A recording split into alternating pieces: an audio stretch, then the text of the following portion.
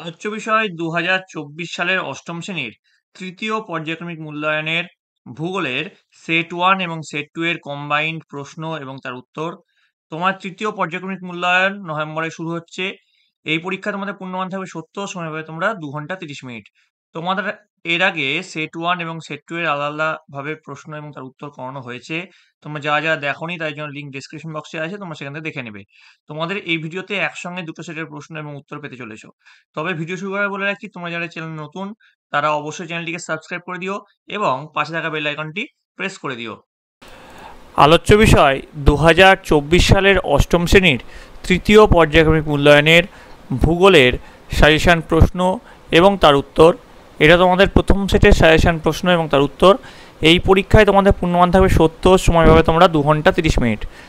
তোমাদের এই ফাইনাল পরীক্ষা আগামী নভেম্বর মাসের শেষের দিকে অথবা ডিসেম্বর মাসের শুরুর দিকে অনুষ্ঠিত হবে। তো এর আগে তোমাদের ফাইনাল পরীক্ষা বা 30 ইউনিট টেস্টের বাংলা এবং ইতিহাসের প্রশ্ন এবং উত্তর করিয়ে দিয়েছি। তোমরা যা দেখোনি তাই জন্য লিঙ্ক ডেসক্রিপশন বক্সে দেওয়া আছে, তোমরা সেখানে দেখে নিতে পারো। তোমাদের এই প্রশ্নোত্তর পর্ব শুরু করার আগে একবার দেখে নেব তোমাদের সিলেবাসে ঠিক কোন কোন চ্যাপ্টার রয়েছে এবং সেখান থেকে কত নম্বরের কটা করে প্রশ্ন আসতে চলেছে। তবে তারও আগে তোমরা যারা এই চ্যানেল নতুন তারা অবশ্যই চ্যানেলটিকে সাবস্ক্রাইব করে দিও এবং পাশে থাকা বেল আইকনটি প্রেস করে দিও। তোমাদের 70 নম্বরের যে পরীক্ষা থাকছে সেখানে ভাগ থাকছে এমসিকিউ, 1 নম্বরের প্রশ্ন, 2 নম্বরের প্রশ্ন, 3 নম্বরের প্রশ্ন এবং সবশেষে 5 নম্বর বা 4 নম্বরের প্রশ্ন। বিভিন্ন স্কুলে বিভিন্ন রকম প্রশ্ন থাকতে পারে, এটাকে 4 নম্বর করতে পারে বা এটাকে 5 নম্বরও করতে পারে। এবার দেখো, পৃথিবীর অন্দরমহল থেকে তোমাদের এমসিকিউ থাকছে একটা, 1 নম্বর প্রশ্ন থাকছে 3টে, 2 নম্বর প্রশ্ন থাকছে একটা, মোট থাকছে 6 নম্বর। অস্থিত পৃথিবী এই চ্যাপ্টার থেকে তোমাদের এমসিকিউ থাকছে না, 1 নম্বর প্রশ্ন থাকছে 4টে, 2 নম্বর প্রশ্ন থাকছে একটা এবং মোট থাকছে 6 নম্বর। শিলা থেকে এমসিকিউ একটা, 1 নম্বর প্রশ্ন 3টে, 2 নম্বর প্রশ্ন একটা, টোটাল 6 নম্বর। চাপ বলয় ও বায়ুপ্রবাহ থেকে 1 নম্বর প্রশ্ন 3টে থাকছে এবং 3 নম্বর প্রশ্ন একটা থাকছে, মোট থাকছে 6 নম্বর। মেঘ বৃষ্টি থেকে এমসিকিউ থাকছে 2টো, 1 নম্বর প্রশ্ন থাকছে 2টো, 2 নম্বর প্রশ্ন থাকছে একটা, মোট থাকছে 6 নম্বর। জলবায়ু অঞ্চল থেকে এমসিকিউ থাকছে 2টো, 1 নম্বর প্রশ্ন থাকছে 2টো, 3 নম্বর প্রশ্ন থাকছে একটা, 5 নম্বর প্রশ্ন থাকছে একটা, অর্থাৎ মোট 12 নম্বর। মানুষের কার্যাবলী ও পরিবেশের অবলম্বন থেকে এমসিকিউ থাকছে 2টো, 1 নম্বর প্রশ্ন থাকছে 2টো, 3 নম্বর প্রশ্ন থাকছে একটা, 5 নম্বর প্রশ্ন থাকছে একটা, মোট থাকছে 12 নম্বর। উত্তর আমেরিকা থেকে তোমাদের এখানে তোমাদের মানচিত্র থাকবে 2টো, 5 নম্বর প্রশ্ন থাকবে একটা। দক্ষিণ আমেরিকা থেকেও মানচিত্র দুটো থাকবে, এমসিকিউ থাকবে 2টো, 1 নম্বর প্রশ্ন থাকবে একটা, 3 নম্বর প্রশ্ন থাকবে একটা, মোট থাকবে 8 নম্বর। ওশিয়ানিয়া থেকেও কিন্তু মানচিত্র 1 নম্বর থাকবে, অর্থাৎ এই ওশিয়ানিয়া থেকে তোমাদের 1 নম্বর প্রশ্ন থাকবে। মোট তোমাদের 70 নম্বরের প্রশ্ন, তার মধ্যে 5 নম্বর থাকবে ম্যাপ পয়েন্টিং, 10 নম্বর এমসিকিউ, 20 নম্বর হচ্ছে তোমাদের এখানে 1 নম্বরের প্রশ্ন, এছাড়াও 8 নম্বর থাকছে 2 নম্বরের প্রশ্ন, 12 নম্বর থাকছে 3 নম্বরের প্রশ্ন এবং 15 নম্বর থাকছে 5 নম্বরের প্রশ্ন। তো টোটাল 70 নম্বর হচ্ছে। এবার আমরা দেখে নিই তোমাদের প্রশ্ন উত্তর ঠিক কেমন হতে পারে। দেখো, পৃথিবীর রেখা মানচিত্রে উত্তর আমেরিকা, দক্ষিণ আমেরিকা ও ওশিয়ানিয়া মহাদেশের নিম্নলিখিত স্থান বা বিষয়গুলি উপযুক্ত রং বা প্রতীকের সাহায্যে দেখাও। এখানে 5 নম্বর থাকছে। তো রকি পর্বত দক্ষিণ আমেরিকার একমাত্র ভূমধ্যসাগরীয় জলবায়ু অঞ্চল, আথাবাস্কা হ্রদ, মাউন্ট কোটাপ্যাক্সি আর মারে ডার্লিং নদী। এছাড়াও তোমাদের জন্য আরও কিছু সাজেশন দিয়ে দিচ্ছি। গ্রেট অস্ট্রেলিয়ান বাইট, আন্দিজ পর্বত, মিসিসিপি মিসৌরি নদী, পম্পাস তৃণভূমি, কানাডার সরলবর্গীয় বনভূমি, এগুলো কিন্তু খুব ইম্পর্টেন্ট। এবার দেখো, পরের যে 1 নম্বরের যে প্রশ্নগুলো থাকছে, অ্যাসথেনোস্ফিয়ার অবস্থান করে গুরুমণ্ডলের ঊর্ধ্বস্তরে। লৌহ ইস্পাত শিল্পে ব্যবহৃত, এখানে আমি একটু কালার দিয়ে দিই তাহলে তোমাদের দেখতে সুবিধা হবে।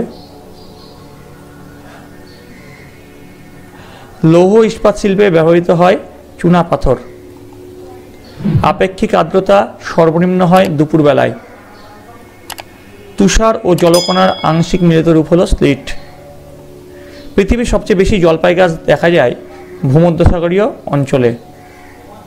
ম্যানগ্রোভ অঞ্চল দেখা যায় ভূমধ্যসাগরীয় জলবায়ু অঞ্চলে। মহারাষ্ট্রের কয়নাতে ভূমিকম্প হয় 1967 সালে। রামসার সম্মেলন অনুষ্ঠিত হওয়ার উদ্দেশ্য ছিল জলাভূমি সংরক্ষণ। প্রবাল দ্বীপটি হলো ক্যারোলাইন। ওশিয়ানিয়ার সর্বোচ্চ শৃঙ্গ হলো মাউন্ট উইলহেলম। বর্জ্যমেঘ হলো কিউমুলো নিম্বাস। এখানে তোমার 10টা করতে বলেছে, আমি তোমাদের আরও বেশি কিছু কোশ্চেন দেখিয়ে দিচ্ছি, তোমাদের যে কোনো 10টা তোমাদের করতে হবে।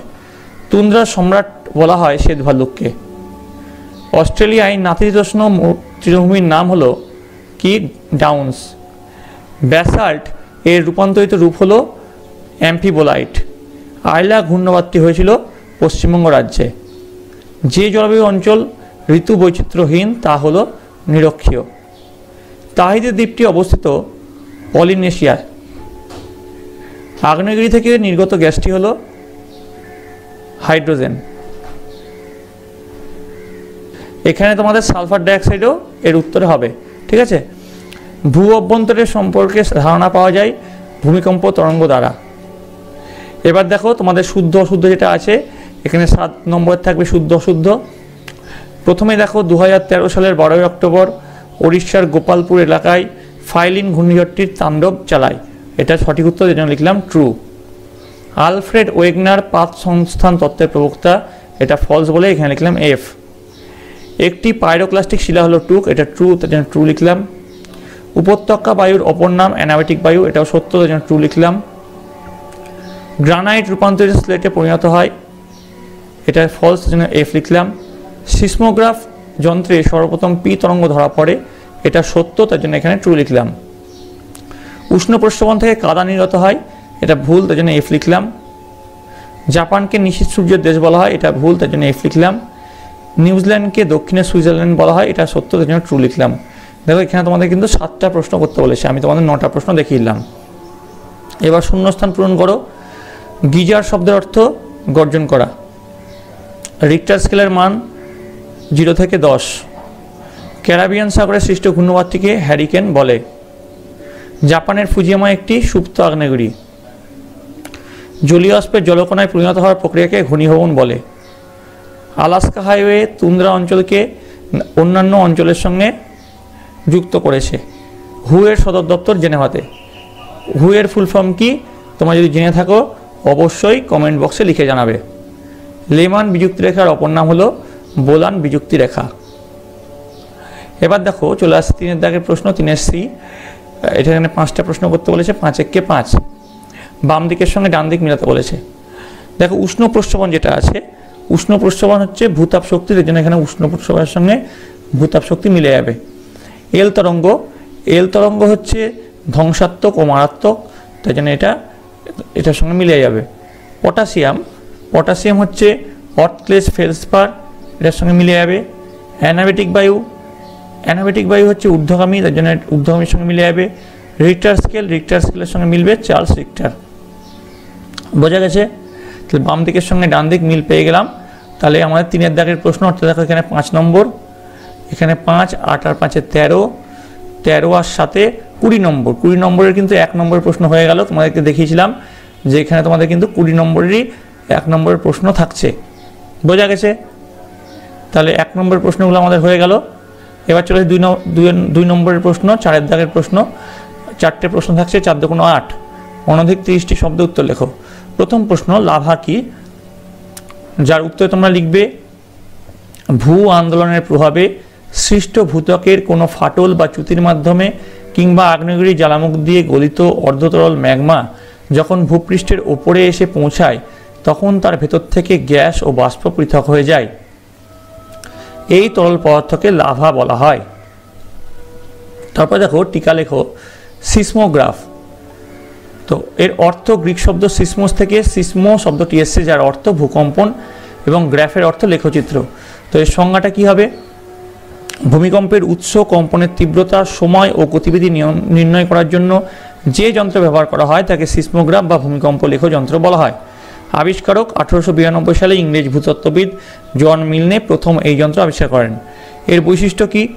এই যন্ত্রের ভিত মাটির গভীরে শক্ত করে বসানো থাকে ও কম্পনের সময় যন্ত্রে লাগানো কাগজে আঁকা বাঁকা রেখা ফুটে ওঠে। একে সিসমোগ্রাফ বলে। আধুনিক সিসমোগ্রাফে আলোকরশ্মি বা কম্পিউটারের সাহায্যে ভূমিকম্পের সূক্ষ্মাতিসূক্ষ্ম তীব্রতা লিপিবদ্ধ করা যাচ্ছে। চলে আসছে 3 নম্বর প্রশ্ন, সংঘাত শিলা কাকে বলে? উত্তর লিখবে সংঘাত শিলা বিভিন্ন প্রাকৃতিক শক্তির প্রভাব প্রাথমিক আগ্নেয় শিলা ক্ষয়প্রাপ্ত হয়ে যে পাললিক শিলায় সৃষ্টি করে তাকে সংঘাত শিলা বলে। এর উদাহরণ হলো কাদা পাথর, বেলে পাথর, কংগ্লোমারেট প্রভৃতি। 4 নম্বর যে প্রশ্ন, বাম্পি ক্লাউড বলতে কি বোঝো? এর উত্তরে তোমরা লিখবে নিম্ন আকাশে অন্তর্গত স্তূপের মতো স্তর বিশিষ্ট এক বিশেষ প্রকার মেঘ হলো স্ট্র্যাটোকিউমুলাস বা স্তরস্তূপ মেঘ। বৈশিষ্ট্য, এই মেঘ কিছুটা উজ্জ্বল ধূসর প্রকৃতির হয়। এই মেঘগুলি স্তরে স্তরে স্তূপাকারে আকাশে সজ্জিত থাকে। একটি নির্দিষ্ট বিন্যাসে এই মেঘ সজ্জিত থাকে। এই মেঘের স্তরগুলি সর্বদা গতিশীল থাকে বলে একে বাম্পি ক্লাউড বলা হয়। এই মেঘের আকৃতি তরঙ্গায়িত হওয়ায় একে বন্ধু তরঙ্গায়িত মেঘ বা রাফ ক্লাউড বলা হয়। আর প্রভাব, সাধারণভাবে এই মেঘের প্রভাবে আকাশ পরিষ্কার থাকে। তাহলে আমাদের 4 দাগের প্রশ্ন অর্থাৎ 2-এর যে প্রশ্নগুলো আছে 2 মার্কসের যে প্রশ্ন সেগুলো কমপ্লিট হয়ে গেল। এবার থাকছে অনধিক 50টি শব্দ উত্তর দাও। এগুলো কিন্তু সব 3 নম্বর করে প্রত্যেকটার মান থাকছে। তো 5-এর দাগের প্রথম যে প্রশ্ন, সমুদ্র বায়ু ও স্থলবায়ুর মধ্যে পার্থক্য লেখো। তো দেখো বিভিন্ন বৈশিষ্ট্যের ভিত্তিতে এই পার্থক্যটা করা হয়েছে। প্রথম যে বৈশিষ্ট্য সংজ্ঞা, স্থানীয়ভাবে সমুদ্র থেকে স্থলভাগের দিকে যে বায়ু প্রবাহিত হয় তাকে সমুদ্র বায়ু বলে। একটি নির্দিষ্ট সময়ে স্থলভাগ থেকে সমুদ্রের দিকে প্রবাহিত বায়ুকে স্থলবায়ু বলে। প্রবাহের সময় সাধারণত বিকেল ও সন্ধ্যায় সমুদ্রবায়ুর প্রবাহ বেশি দেখা যায়। স্থলবায়ু মূলত মধ্যরাত থেকে ভোরের দিকে প্রবাহিত হয়। বায়ুর প্রকৃতি অনুযায়ী কী পার্থক্য দেখো, সমুদ্রবায়ু জলভাগ থেকে আসে বলে আর্দ্র প্রকৃতির হয়। স্থলবায়ু স্থলভাগ থেকে প্রবাহিত হয় বলে জলীয় বাষ্পহীন শুষ্ক প্রকৃতির হয়ে থাকে। বায়ু প্রবাহের দিক অনুযায়ী কী পার্থক্য, সমুদ্রবায়ু সমুদ্র থেকে স্থলভাগের দিকে প্রবাহিত হয়ে থাকে। স্থলবায়ু স্থলভাগ থেকে সমুদ্রের দিকে প্রবাহিত হয়ে থাকে। এরপরে বায়ুচাপের অবস্থান, সমুদ্রবায়ু প্রবাহিত হওয়ায় সমুদ্রের উপর উচ্চচাপ ও স্থলভাগের উপর নিম্নচাপ অবস্থান করে। অন্যদিকে স্থলবায়ু প্রবাহিত হওয়ার সময় সমুদ্রের নিম্নচাপ ও স্থলভাগে উচ্চচাপের উপস্থিতি দেখা যায়। এবার দেখো 2 নম্বর যে প্রশ্ন, মারে ডার্লিং অববাহিকার কৃষি উন্নতির কারণ কি? এর উত্তর তোমরা লিখবে মারে ডার্লিং অববাহিকা হলো অস্ট্রেলিয়ার সর্বাধিক কৃষি সমৃদ্ধ অঞ্চল। বিভিন্ন অনুকূল প্রাকৃতিক ও অর্থনৈতিক অবস্থায় কাজে লাগিয়ে এই অববাহিকায় প্রচুর পরিমাণে গম, যব, ভুট্টা, ওট, রাই ইত্যাদি খাদ্যশস্য উৎপাদন করা হয়। শুধু তাই নয়, এই অববাহিকার ভূমধ্যসাগরীয় জলবায়ু অঞ্চলে আঙুর, আপেল, লেবু, পিচ ইত্যাদি ফলের চাষ করা হয়। অস্ট্রেলিয়ার মারে ডার্লিং অববাহিকায় এই অভূতপূর্ব কৃষি উন্নতির কারণগুলি হলো, প্রথম পয়েন্ট দিবে সমতল ভূপ্রকৃতি। মারে ডার্লিং অববাহিকায় কৃষি উন্নতির প্রধান কারণ হলো এখানকার সমতল ভূপ্রকৃতি। এই সমতল ভূপ্রকৃতির জন্য ভূমিকর্ষণ থেকে শুরু করে জলসেচ সহ অন্যান্য আনুষঙ্গিক কাজকর্মের সুবিধা হওয়া, এটা জলসেচ হবে, এখানে একটা চ হবে। কৃষিকাজের উন্নতি কর্মের সুবিধা হয়, এই অঞ্চলে কৃষিকাজের উন্নতি হয়েছে। পরের পয়েন্ট, অনুকূল জলবায়ু। এই অঞ্চলে নাতিশীতোষ্ণ প্রকৃতির জলবায়ু তথা পরিমিত উষ্ণতা ও মাঝারি বৃষ্টিপাত কৃষিজ ফসল উৎপাদনের পক্ষে সহায়ক। এছাড়া এখানকার দক্ষিণের ভূমধ্যসাগরীয় জলবায়ু বিভিন্ন ফল উৎপাদনের ক্ষেত্রে উপযোগী। পরের পয়েন্ট, উর্বর মৃত্তিকা। মারে ডার্লিং অববাহিকার অধিকাংশ স্থান জুড়ে অবস্থান করছে নদী গঠিত উর্বর পলিমৃত্তিকা, যা এই অঞ্চলের বিভিন্ন কৃষিজ ফসল উৎপাদনের পক্ষে অনুকূল। 3 নম্বর দেখো, গঙ্গা অ্যাকশন প্ল্যান কি, এর উদ্দেশ্যগুলি কি? উত্তর লিখবে ভারতের জাতীয় সম্পদ তথা সবচেয়ে দীর্ঘতম নদী হলো গঙ্গা। বিভিন্ন প্রাকৃতিক ও মনুষ্যসৃষ্ট কারণে গঙ্গার জল দূষিত হচ্ছে, যা থেকে মুক্তি পাওয়ার জন্য ভারতের তৎকালীন প্রধানমন্ত্রী রাজীব গান্ধী 7ম পঞ্চবার্ষিক পরিকল্পনায় 1986 সালের 14 জুন গঙ্গার তীরে বারাণসী শহরে আনুষ্ঠানিকভাবে গঙ্গা উন্নয়ন প্রকল্পের শুভ সূচনা করেন। তো যেটা উদ্দেশ্য, এর কর্মসূচিগুলো কি কি দেখো, পয়েন্ট দেবে কর্মসূচি। এই প্রকল্পের কর্মসূচিগুলি হলো নর্দমার ও খালের দূষিত জল সরাসরি গঙ্গায় না ফেলা, দৈনন্দিন জীবনে ব্যবহৃত জল ও শিল্পাঞ্চলের বর্জ্য জল দূষণমুক্ত করে গঙ্গায় ছাড়তে হবে, স্নানের ঘাট মেরামত ও সৌন্দর্যায়ন করতে হবে, শ্মশান ঘাটে বৈদ্যুতিক চুল্লি নির্মাণ করা, স্যানিটারি শৌচাগার নির্মাণ করা, গঙ্গার ভাঙন প্রতিরোধ করা ও গঙ্গার পাড় বাঁধানো, শিল্পকেন্দ্রগুলির দূষণ নিয়ন্ত্রণ করা। এবার দেখো চলে আসছি এই প্রশ্নের পরে 4 নম্বর প্রশ্ন, অস্ট্রেলিয়ার মধ্যভাগের সমভূমিতে অধিক আর্তেজীয় কূপ দেখা যায় কেন? এর উত্তর তোমরা লিখবে অস্ট্রেলিয়ার মধ্যভাগের সমভূমিতে অবস্থিত কার্পেন্টারিয়া নিম্নভূমি অঞ্চলে আর্টেজিও কূপের প্রচলন সর্বাধিক। তাই অস্ট্রেলিয়াকে আর্টেজিও কূপের দেশ বলে। অর্ধচন্দ্রাকৃতি মৃত্তিকার স্তরযুক্ত কার্পেন্টারিয়া নিম্ন সমভূমিটি পৃথিবীর বৃহত্তম আর্টেজিও কূপ সমৃদ্ধ অঞ্চল। এই অঞ্চলে ভাঁজযুক্ত অর্ধচন্দ্রাকৃতি শিলা গঠিত অঞ্চলের দুটি অপ্রবেশ্য শিলাস্তরের মধ্যে একটি প্রবেশ্য শিলাস্তর অবস্থান করছে এবং তাদের প্রান্তদেশ ভূপৃষ্ঠের উন্মুক্ত রয়েছে বলে ওই শিলাস্তরে বৃষ্টির জল সঞ্চিত হয়। উপরে ও নিচে অপ্রবেশ্য শিলাস্তর থাকায় ওই জল অন্য কোথাও যেতে পারে না। এই অবস্থায় অপ্রবেশ্য শিলাস্তরের মধ্যে দিয়ে প্রবেশ্য স্তর পর্যন্ত কূপ খনন করলে পাম্পের সাহায্য ছাড়াই জল সহজে ভূপৃষ্ঠে ফোয়ারার মতো উঠে আসে। অস্ট্রেলিয়াতে এই কূপের সাহায্যে মধ্যভাগের সমভূমি অঞ্চলে কৃষিক্ষেত্রে জলসেচ ও তৃণভূমিতে পশুপালন করা হয়। এই গেল তোমাদের, দেখো এই যে তোমাদের প্রশ্নগুলো তোমাদের করলাম, এগুলো কিন্তু সব তোমাদের 3 মার্কসের প্রশ্ন।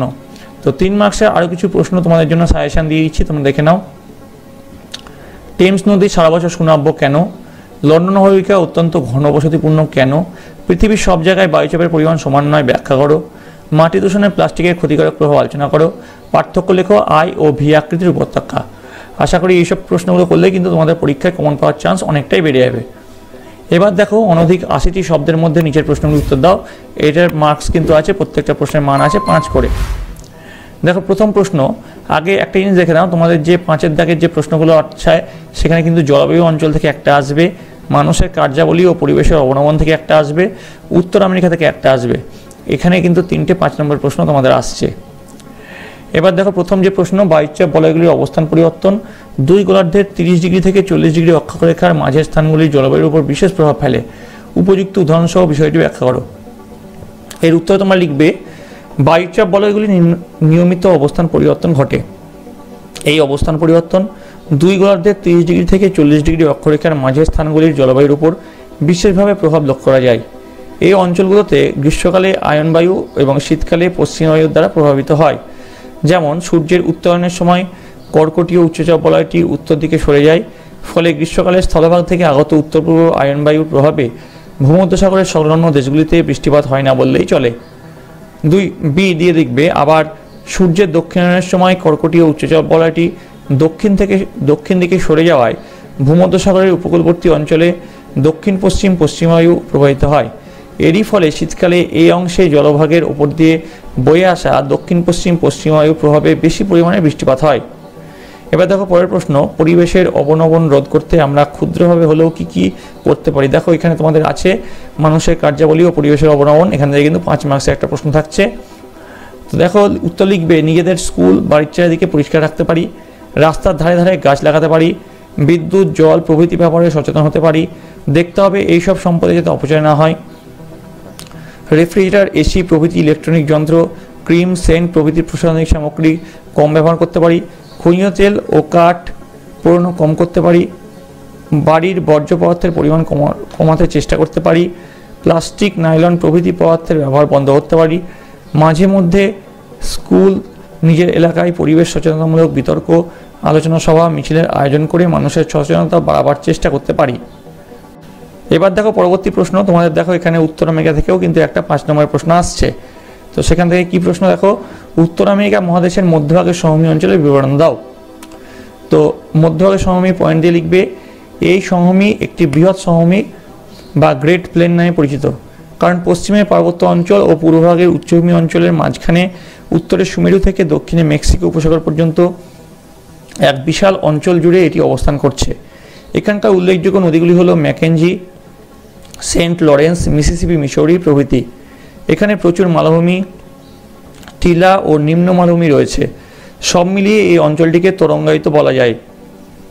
এই সমভূমির উত্তর দিকে হাডসন উপসাগরকে বেষ্টন করে কানাডিয়ান শিল্ড অবস্থান করছে। দীর্ঘদিন ধরে হিমবাহের ক্ষয়কার্য চলার ফলে এই অঞ্চলটি সমভূমিতে পরিণত হয়েছে। এটি পৃথিবীর প্রাচীনতম ভূখণ্ডের অংশবিশেষ। এখানে উল্লেখযোগ্য হ্রদগুলি হলো উইনপেগ, ছোট বিয়ার, আথাবাস্কা, গ্রেট স্লেভ ইত্যাদি। এখানে হিমবাহের ক্ষয়কার্যের ফলে 5টি বৃহৎ হ্রদের সৃষ্টি হয়েছে। এগুলি হলো সুপিরিয়র, মিচিগান, হুরন, ইরি ও অন্টারিও। এই 5টি হ্রদকে একত্রে পঞ্চহ্রদও বলা হয়। তো তোমাদের কিন্তু এই 3টে তোমাদের 5 নম্বর প্রশ্ন থাকলো। তোমাদের সুবিধার জন্য আরও কিছু 5 নম্বর প্রশ্ন দিয়ে দেওয়া হলো, এগুলো কিন্তু খুব ইম্পর্টেন্ট। দক্ষিণবঙ্গের মানুষ দক্ষিণের বারান্দা বা জানলাযুক্ত বাড়ি বেশি পছন্দ করেন কেন? তো এই প্রশ্নটা তোমাদের কিন্তু দেওয়া হয়েছে জলবায়ু থেকে।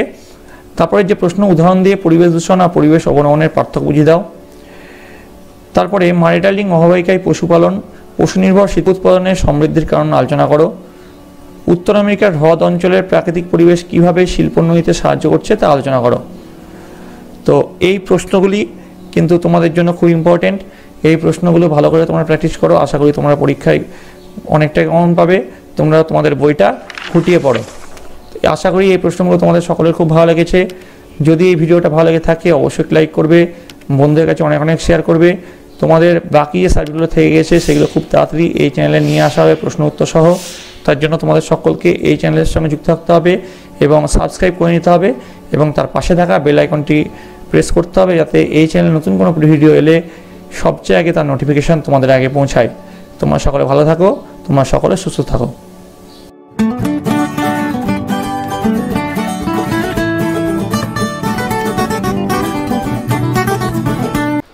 আলোচ্য বিষয় 2024 সালের অষ্টম শ্রেণীর তৃতীয় পর্যায়ক্রমিক মূল্যায়নের ভূগোলের দ্বিতীয় সেটের প্রশ্ন এবং তার উত্তর। তোমাদের এর আগে 3rd ইউনিট টেস্টের ভূগোলের বাংলা, ইংরেজি, ইতিহাস, ভূগোলের একটা সেট এবং অঙ্কের প্রশ্ন এবং উত্তর করানো হয়ে গেছে। তোমরা যারা যারা দেখোনি তার জন্য লিঙ্ক ডেসক্রিপশন বক্সে দেওয়া আছে, তোমরা সেখানে দেখে নিতে পারো। তোমাদের এই প্রশ্নোত্তর পর্ব শুরু করার আগে বলে রাখি, তোমরা যারা চ্যানেল নতুন তারা অবশ্যই চ্যানেলটিকে সাবস্ক্রাইব করে দিও এবং পাশে থাকা বেল আইকনটি প্রেস করে দিও। তোমাদের এই পরীক্ষায় পূর্ণমান থাকবে 70। তোমরা এই পরীক্ষার জন্য সময় পাবে 2 ঘন্টা 30 মিনিট। তো তোমাদের এর আগে যে ফার্স্ট সেটের প্রশ্ন উত্তর করিয়েছি সেখানে তোমাদের সিলেবাস নিয়ে বিস্তারিত আলোচনা করেছি, তার জন্য এখানে তোমাদের সিলেবাস নিয়ে আলোচনা করলাম না, ডাইরেক্ট আমি এখানে প্রশ্নোত্তর পর্বে ঢুকে যাচ্ছি। ঠিক কী আসতে পারে? প্রথমে বলছে পৃথিবীর রেখা মানচিত্রে উপযুক্ত চিহ্ন ও সংকেত সহ চিহ্নিত করো। অর্থাৎ তোমাদেরকে একটা পৃথিবীর ম্যাপ দিয়ে দিবে, সেখানে তোমাদেরকে ম্যাপ পয়েন্টিং করতে হবে। প্রথমে দেখো রকি পর্বতমালা, কানাডীয় সিল অঞ্চল, ব্রাজিলের উচ্চভূমি, কার্পেন্টারিয়া উপসাগর, গ্রেট ভিক্টোরিয়া মরুভূমি, এগুলো তোমাদের ম্যাপ পয়েন্টিংয়ে থাকতে পারে। 2 নম্বর দেখো সঠিক উত্তরটি নির্বাচন করো। প্রথম প্রশ্ন, পৃথিবীর একবারে কেন্দ্রে পদার্থের গড় ঘনত্ব প্রতি ঘনসমিতে হলো প্রায় 10 থেকে 12 গ্রাম, 12 থেকে 13 গ্রাম, নাকি 13 থেকে 14 গ্রাম, নাকি 14 থেকে 15 গ্রাম? উত্তর হচ্ছে 12 থেকে 13 গ্রাম, এটা হবে সঠিক উত্তর। ঠিক আছে, আমি হাইলাইট করে দিচ্ছি, সুবিধা হবে। 2 নম্বর, পাত সংস্থান তত্ত্ব অনুসারে অপসারী পাত সীমানায় গঠিত হয়। উত্তর হবে মধ্য সামুদ্রিক শৈল শিরা। 3 নম্বর, চুনাপাথর থেকে রূপান্তরিত শিলাটি হলো, চুনাপাথর থেকে রূপান্তরিত শিলাটির নাম হচ্ছে মার্বেল। 2.4, ভূপৃষ্ঠে বায়ু যে দিকে প্রবাহিত হয় তার সঙ্গে কোরিওলিস বল কাজ করে সূক্ষ্ম কোণে। সঠিক উত্তর হবে সূক্ষ্ম কোণে। 5 নম্বর, আকাশে কুয়াশার মতো ঢেকে থাকা মেঘ হলো স্ট্র্যাটাস। 6 নম্বর দেখো ভূমধ্যসাগরীয় জলবায়ুর প্রধান বৈশিষ্ট্য হলো আর্দ্র শীতকাল। 2.7, নিম্নলিখিত কোন বিষয়টি পরিবেশের অবনমনের সঙ্গে যুক্ত? উত্তর লিখবে জলাধার নির্মাণ। 8 নম্বর দেখো গ্রিনল্যান্ডের তুন্দ্রা জলবায়ু অঞ্চলের আদিম অধিবাসী হলো এস্কিমো। পরের প্রশ্ন 9 দেখো ওশিয়ানিয়া মহাদেশের যে আঞ্চলিক বিভাগে হাওয়াই দ্বীপপুঞ্জ অন্তর্গত তা হলো পলিনেশিয়া। সঠিক উত্তর হচ্ছে পলিনেশিয়া। 10 নম্বর, অস্ট্রেলিয়ার নাতিশীতোষ্ণ তৃণভূমি অঞ্চলকে বলে কি বলে? ডাউন্স বলে। আচ্ছা, সাভানা কোথায় অবস্থিত? তোমরা যদি জেনে থাকো কমেন্টে অবশ্যই লিখে জানাবে। পরের প্রশ্ন 3 দাগের প্রশ্ন দেখো শুদ্ধ বা অশুদ্ধ নির্ণয় করো। প্রথম যে প্রশ্ন, ভূত্বক গঠনকারী প্রধান প্রাকৃতিক উপাদান হলো অক্সিজেন, এটা একদম শুদ্ধ, তার জন্য এখানে শুদ্ধ লেখা হয়েছে। 2 নম্বর, সংরক্ষণশীল বা নিরপেক্ষ পাত সীমানায় ভূপৃষ্ঠে দীর্ঘাকার ফাটলের সৃষ্টি হয়, এটাও শুদ্ধ, তার জন্য এখানে শুদ্ধ লেখা হয়েছে। 3 নম্বর, কুমেরু বৃত্ত প্রদেশীয় অঞ্চল থেকে বায়ু ঊর্ধ্বগামী হয়ে কুমেরু অঞ্চলে নেমে আসে, এটাও শুদ্ধ, তার জন্য এখানে শুদ্ধ লেখা হয়েছে। 4 নম্বর, নিরক্ষীয় জলবায়ু অঞ্চলে বার্ষিক উষ্ণতার প্রসার অত্যন্ত কম হয়ে থাকে, এটাও শুদ্ধ। 5 নম্বর, হোমিওস্ট্যাটিক ব্যবস্থার মাধ্যমে পরিবেশের অপূরণীয় ক্ষতি সে নিজে থেকেই পূরণ করতে পারে, তো এটাও শুদ্ধ। 6 নম্বর দেখো, অস্ট্রেলিয়ার গ্রেট ডিভাইডিং রেঞ্জ একটি নবীন ভঙ্গিল পর্বতশ্রেণী, এটা অশুদ্ধ। এবার দেখো 3.2, এই দাগের প্রশ্ন শূন্যস্থান পূরণ করতে বলেছে, যে কোনো 5টি। প্রথম যে প্রশ্ন, অ্যাসথেনোস্ফিয়ার শব্দের অর্থ হলো, উত্তর হবে দুর্বল স্তর। পরের প্রশ্ন, রাজস্থানের জয়সলমীরে সোনার কেল্লা তৈরিতে কোন শিলা ব্যবহৃত হয়? পাললিক শিলা ব্যবহৃত হয়। 3 নম্বর, পাহাড়ের ড্যাশ ঢালে শৈলক্ষেপ বৃষ্টিপাত হয়ে থাকে, উত্তর লিখবে পাহাড়ের প্রতিবাদ ঢালে শৈলক্ষেপ বৃষ্টিপাত হয়ে থাকে। পরের প্রশ্ন, মৌসুমী অঞ্চলে মৌসুমী ড্যাশের মাধ্যমে বর্ষাকালের সূচনা হয়, উত্তর হচ্ছে মৌসুমী বিস্ফোরণের মাধ্যমে। মৌসুমী বিস্ফোরণের মাধ্যমে বর্ষাকালের সূচনা হয় মৌসুমী জলবায়ু অঞ্চলে। 5 নম্বর, পরিবেশ বান্ধব উন্নয়ন হলো স্থিতিশীল উন্নয়ন। 6 নম্বর, নিউ ইংল্যান্ড রেঞ্জে মাউন্ট ড্যাশ অস্ট্রেলিয়ার সর্বোচ্চ শৃঙ্গ, তো উত্তর হবে মাউন্ট কোসিয়াস্কো। মাউন্ট কোসিয়াস্কো হচ্ছে অস্ট্রেলিয়ার সর্বোচ্চ শৃঙ্গ। এবার দেখো 3.3, একটি বা দুটি শব্দে উত্তর দাও। আচ্ছা, আমি বলে রাখি, এই যে প্রশ্নগুলো আমি করাচ্ছি এগুলো কিন্তু শুধুমাত্র পার্টিকুলার কোনো স্কুলের জন্য ইম্পর্টেন্ট তাই নয়, এগুলো প্রতিটা বিদ্যালয়ের জন্য প্রচণ্ড ইম্পর্টেন্ট। আমি এর আগে তোমাদের আরও এক সেট প্রশ্ন উত্তর করিয়েছি এবং এই প্রশ্ন উত্তরের সেটটা করাচ্ছি এবং ভবিষ্যতেও আর এক সেট প্রশ্ন উত্তর দিব। এই 3টে সেট যদি তোমরা করতে পারো তোমাদের পরীক্ষার সময় অনেক লাভ পাবে। এছাড়া তোমরা তোমাদের বইটি খুঁটিয়ে পড়বে, তাহলে তো পরীক্ষায় তোমাদের পুরোপুরি সাফল্য নিশ্চিত। বলেছে পৃথিবীর চৌম্বকত্ব সৃষ্টিকারী ভূ অভ্যন্তরের প্রধান স্তর কোনটি? উত্তর লিখবে পৃথিবীর চৌম্বকত্ব সৃষ্টিকারী ভূ অভ্যন্তরের প্রধান স্তর হলো বহিঃ কেন্দ্রমণ্ডল। 2 নম্বর, আন্তঃক্রান্তীয় অভিসরণ অঞ্চল বা ITCZ কাকে বলে? উত্তর লিখবে নিরক্ষীয় নিম্নচাপ বলয়ে 5 ডিগ্রি উত্তর থেকে 5 ডিগ্রি দক্ষিণ অক্ষাংশের মধ্যে উত্তর পূর্ব আয়নবায়ু ও দক্ষিণ পূর্ব আয়নবায়ু মিলিত হয়, তাই এই অঞ্চলকে ITCZ বলে। 3 নম্বর, সৌরজগতের সর্বোচ্চ আগ্নেয়গিরির নাম কি? উত্তর লিখবে সৌরজগতের সর্বোচ্চ আগ্নেয়গিরির নাম অলিম্পাস মার্স। 4 নম্বর, উত্তর পশ্চিম ভারতে শীতকালীন বৃষ্টিপাতের প্রধান কারণ কি? উত্তর লিখবে উত্তর পশ্চিম ভারতে শীতকালীন বৃষ্টিপাতের প্রধান কারণ হলো পশ্চিমী ঝঞ্ঝা। 5 নম্বর, জীবাশ্ম জ্বালানি পোড়ানোর ফলে কোন গ্যাস বায়ুতে মিশে বায়ুমণ্ডলের তাপমাত্রা বৃদ্ধি করে? উত্তর লিখবে জীবাশ্ম জ্বালানি পোড়ানোর ফলে কার্বন ডাইঅক্সাইড গ্যাস বায়ুতে মিশে বায়ুমণ্ডলের তাপমাত্রা বৃদ্ধি করে। তারপরে দেখো 6 নম্বর, নিউজিল্যান্ডের উপকূল বরাবর গড়ে ওঠা বিখ্যাত সমভূমির নাম কি? উত্তর লিখবে নিউজিল্যান্ডের উপকূল বরাবর গড়ে ওঠা বিখ্যাত সমভূমির নাম হলো ক্যান্টারবেরি সমভূমি। এবার দেখো বলেছে বাম স্তম্ভের সঙ্গে ডান স্তম্ভ মেলাও। আগে দেখে নিই বাম স্তম্ভে কি আছে। বাম স্তম্ভে আছে সেল, রূপর শহর, আর্থ সামিট, ভূমধ্যসাগরীয় জলবায়ু, বজ্রমেঘ। আর ডান স্তম্ভে আছে ব্রাজিল, জলপাই, ফিলাইট, কিউমুলোনিম্বাস, ব্রোকেন হিল। তো এবার যে এটার মিল করে আমরা কি পাবো দেখে নাও। সেল, ফিলাইট, রূপর শহর, ব্রোকেন হিল, আর্থ সামিট, ব্রাজিল, ভূমধ্যসাগরীয় জলবায়ু, জলপাই, বজ্রমেঘ, কিউমুলোনিম্বাস। তারপরে দেখো নিচের প্রশ্নগুলির উত্তর দাও। 2 × 4 = 8 আছে। 22 ব্যালট সূত্র কি? প্রশ্নগুলো কিন্তু খুব ইম্পর্টেন্ট। অথবা ম্যাকারেল আকাশ কাকে বলে? এই প্রশ্নের উত্তরগুলো যেহেতু তোমরা তোমাদের বইয়ে পেয়ে যাবে, তার জন্য ভিডিওটা যেহেতু বড় হয়ে যাচ্ছে, আমি তার জন্য এই উত্তরগুলো আর এই ভিডিওর মধ্যে আনলাম না। যদি তোমার দরকার হয় তোমরা কমেন্টে জানাবে, আমি তোমাদের জন্য এই উত্তরগুলো নিয়ে আসবো। 2 নম্বর, নিরক্ষীয় অঞ্চলের রাত্রি ক্রান্তীয় শীতকাল নামে পরিচিত কেন? অথবা ইগলু ও টিউপিক কি? 3 নম্বর, পরিবেশের অবনমন কাকে বলে? অথবা চিপকো আন্দোলন কি? 4 নম্বর, আর্টিজিও কূপ কাকে বলে? অথবা জ্যাকোস কি?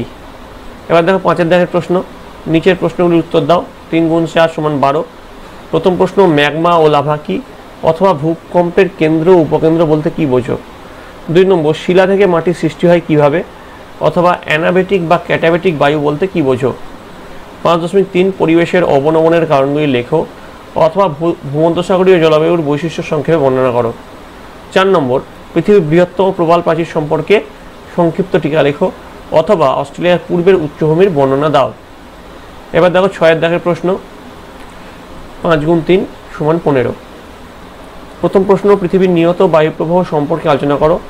অথবা ঘূর্ণ বৃষ্টিপাতের উৎপত্তি ও বৈশিষ্ট্য ব্যাখ্যা করো। 6.2 পরিবেশ অবনমনের নিয়ন্ত্রণের উপায়গুলি লেখো অথবা মৌসুমী জলবায়ুর বৈশিষ্ট্য আলোচনা করো।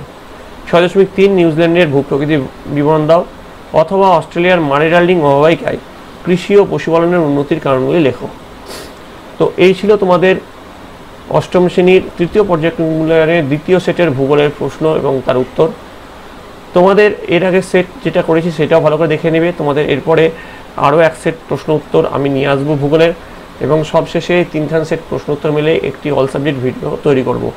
তার জন্য তোমাদের সকলকে এই চ্যানেলের সঙ্গে যুক্ত থাকতে হবে। ভিডিওটি যদি তোমাদের ভালো লেগে থাকে অবশ্যই একটি লাইক করবে, বন্ধুদের কাছে অনেক অনেক শেয়ার করবে। পরীক্ষা আসতে বেশি সময় নেই, তোমরা তোমাদের বইটি খুঁটিয়ে পড়ো। আশা করি তাহলে পরীক্ষায় তোমাদের সাফল্য নিশ্চিত। পরবর্তীতে আরও যেসব সাবজেক্টের ভিডিও আসছে তার জন্য তোমাদের কিন্তু সকলকে এই চ্যানেলের সঙ্গে যুক্ত থাকতে হবে। তাহলে ভিডিওটি এই পর্যন্ত থাকছে। সকলে ভালো থাকবে, সকলে সুস্থ থাকবে।